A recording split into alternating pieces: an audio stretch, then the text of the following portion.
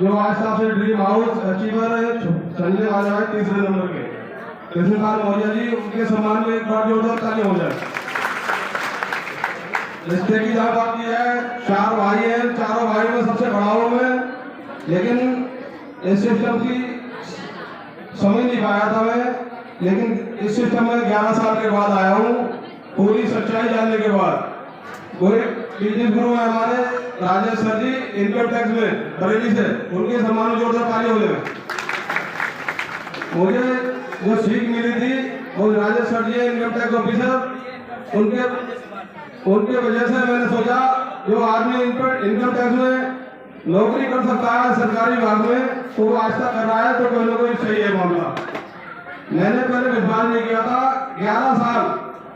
11 साल से मेरे घर के अंदर आज का बिजनेस से पैसा आ रहा था, लेकिन मेरे घर के अंदर जो आस्था का बीज बोया है वो मानिए आज के मुख्य अतिथि दयाशंकर मौर्य जी, उनने बीज बोया था आज से 10 साल पहले, उनके सम्मान में जोरदार ताली हो गए।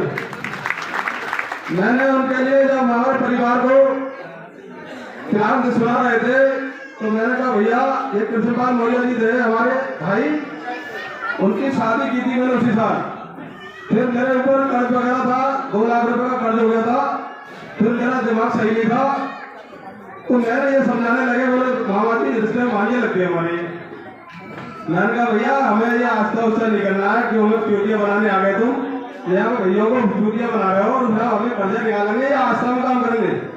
अरे बोले मामा जी समझ लो बढ़िया काम है ये। मैंने भैया हमें तो समझाओ, हमने ये बहुत देखी कंपनियां, हमने एक बार कैंटीन में काम किया था, कैंटीन कंपनी भाग गई थी, इस वजह से बहुत डराए थे। हमें अपने पैसे की चिंता नहीं है, लेकिन जो लोगों का पैसा फंस जाए तो बहुत डर लगता था हमें। इस वजह से हमने कंपनियों को बहुत डर लगता था, लेकिन भैया ये आस्था बिजनेस जो है बहुत मजबूत प्लेटफॉर्म है।